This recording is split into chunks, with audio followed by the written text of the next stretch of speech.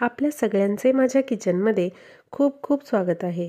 तर आजच्या व्हिडिओमध्ये मी तुम्हाला 15 मिनिटात होणारा ढोकळा कसा करायचा ते दाखवणार आहे। बऱ्याच वेळेला आपण ढोकळ्याची रेसिपी ट्राय करतो, पण तो तितकासा फुलत नाही किंवा तो दबल्या जातो आणि खूप सारे प्रॉब्लेम्स आहेत जे मी व्हिडिओमध्ये शेअर करणार आहेत आणि त्या प्रॉब्लेमवर काय सोल्युशन्स आहेत ते आपण बघणार आहोत।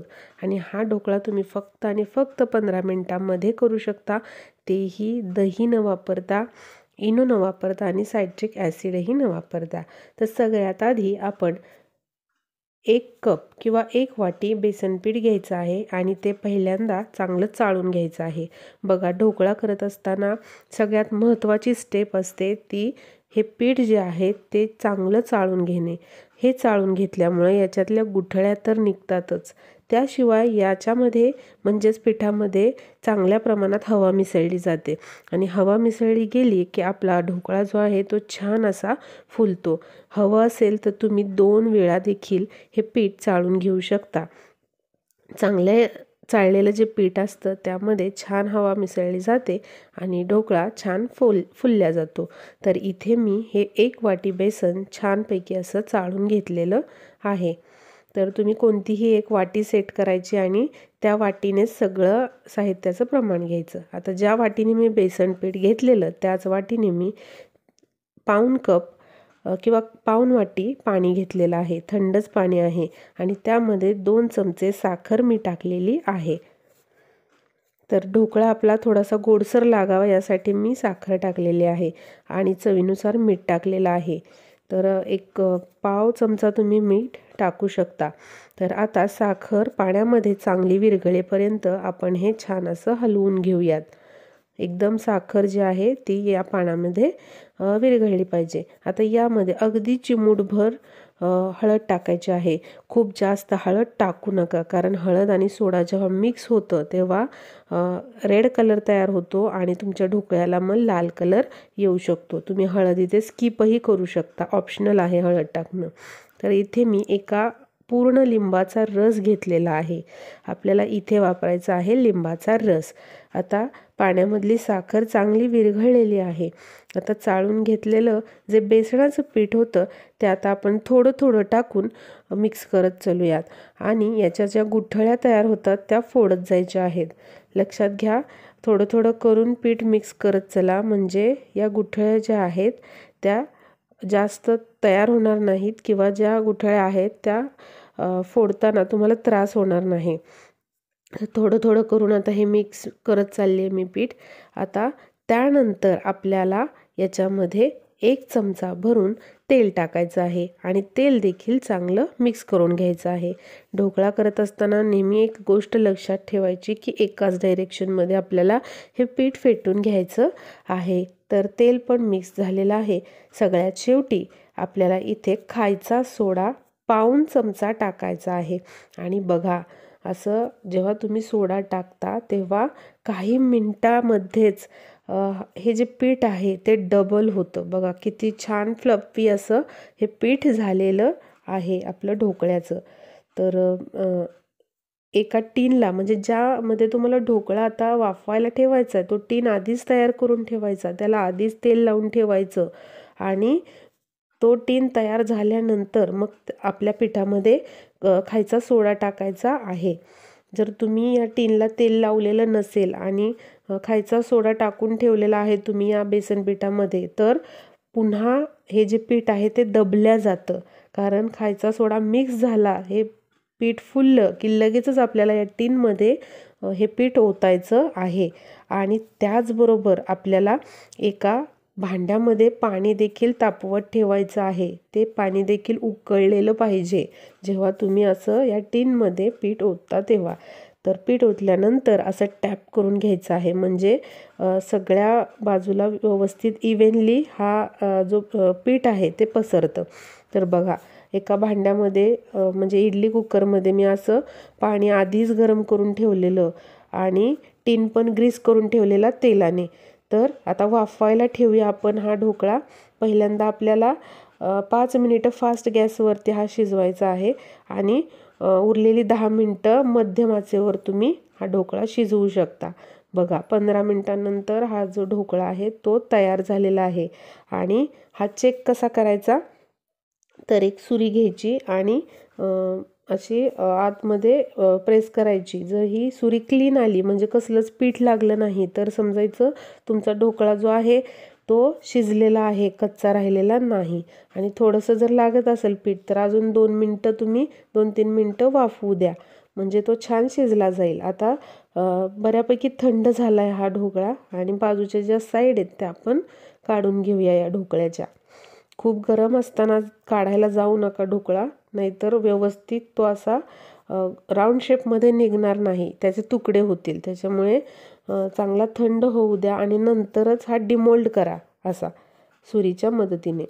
आता छान असा हा थंड झालेला आहे आणि मी असं बाजूने साईड्स आधी कट करून घेतलेल्या आहेत किंवा त्याच्या ज्या साईड्स आहेत त्या मोकळ्या करून घेतलेल्या आहेत।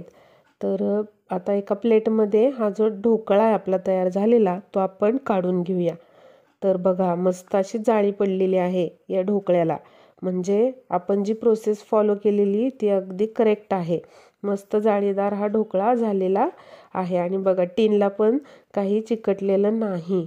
तर अशा पद्धतीने हा ढोकळा आपला तयार आहे। आता आपण ना पुढची जी फोडणी असते ती करूयात। बघा तुम्ही बघू शकता किती छान आणि मस्त असे त्याला जाळी पडलेली आहे, मस्त स्पॉन्जी झालेला आहे हा ढोकळा। तर काही गोष्टी या लक्षात ठेवायच्या ज्या मी सांगितलेल्या आहेत। आपल्याला कन्सिस्टन्सी मेंटेन करायची आहे व्यवस्थित तुमच्या पिठाची। खूप जर पीठ पातळ झालं तर ढोकळा फुलत नाही आणि खूप जास्त जरी ते घट्ट झालं तरी तो असा दबून राहतो। त्यामुळे व्यवस्थित पीठ करायचं आहे आपल्याला तयार। टीन आधीच ग्रीस करून ठेवायचं आहे आणि पाणी देखील चांगलं उकळून घ्यायचं आहे। आणि खायचा सोडा कधी टाकायचा आहे तर जेव्हा तुम्ही टीनमध्ये ओतणार आहात त्यावेळेला सगळ्यात शेवटी खायचा सोडा तुम्हाला टाकायचा आहे। तर आता या ढोकळ्याचे पीसेस आपण करून घेऊया। त्यापूर्वी जर तुम्ही चॅनलला सबस्क्राईब केलं नसेल तर प्लीज सबस्क्राईब करून घ्या आणि शेजारी दिलेली घंटी पण प्रेस करा, म्हणजे असे छान छान व्हिडिओ जे आहेत जे मी अपलोड करत असते त्याचं नोटिफिकेशन तुम्हाला सगळ्यात आधी येईल। तर आता आपण हा ढोकळा जो आहे तो पीसेसमध्ये कट करून घेऊयात। तर या रेसिपीमध्ये बघा आपण दही पण वापरलेलं नाही, इनो पण वापरलेलं नाही आणि सायट्रिक ॲसिड पण वापरलेलं नाही। हे काहीच न वापरता आपण छानपैकी असा ढोकळा तयार करून घेतलेला आहे। तुम्ही बघू शकताय मस्त असा फुललेला आहे आणि मस्त स्पॉन्जी झालेला आहे। अगदी दुकानात मिळतो तसाच हा ढोकळा तयार झालेला आहे आणि टेस्टलाही अगदी अप्रतिम लागतो हा ढोकळा। त्याचबरोबर आपण सगळ्यात महत्त्वाचं म्हणजे इनो पण वापरलेला नाही याच्यामध्ये। तर आता आपण या ढोकळ्याची फोडणी तयार करून घेऊया। फोडणीसाठी आपण एका बाउलमध्ये 2 ते 3 चमचे साखर घेऊया आणि साखरेमध्ये आपल्याला 1 वाटी पाणी टाकायचं आहे आणि ही जी साखर आहे ती आपल्याला पाण्यामध्ये चांगली विरघळू द्यायची आहे। त्याचबरोबर थोडंसं मीठ टाकायचं आहे चवीनुसार। आता हे आपण चांगलं ढवळून घेऊया, म्हणजे साखर जी आहे ती पाण्यामध्ये चांगली एकजीव होऊन जाईल। ढोकळा आता जेव्हा आपण मार्केटमधला ढोकळा खातो तेव्हा तो असा गोडसर लागतो किंवा थोडासा असा ओलसर लागतो, तर त्यामध्ये असं हे पाणी गोड पाणी जे आहे ते टाकतात। आता इथे मोहरी, हिंग, मिरची, कोथिंबीर अशी फोडणी केलेली आहे ते आपण आता या पाण्यामध्ये थंड झाल्यावरती टाकायची आहे। गरम गरम फोडणी तेलामध्ये टाकू नका, ती अंगावरती ओढू शकते। त्यामुळे थंड करायची आहे फोडणी आणि मग या पाण्यामध्ये आपल्याला ती टाकायची आहे। तर बघा ढोकळ्यासाठीची जी फोडणी आहे, जे गोड पाणी आहे ते तयार करून घेतलेलं आहे आपण। आता हे ढोकळ्यावर व्यवस्थित चांगलं आपल्याला ओतून घ्यायचं आहे आणि या पाण्यामुळेच आपला जो ढोकळा आहे तो असा ओलसर होतो आणि त्याचबरोबर ज्याप्रमाणे बाहेर मिळणारा ढोकळा गोडसर लागतो ना त्याप्रमाणेच हा गोडसर होतो आणि ओलसरही होतो। त्यामुळं असं पाणी जे आहे साखरेचं ते करायचं। आता ही फोडणी आपण सगळीकडनं छान अशी ओतून घेऊया।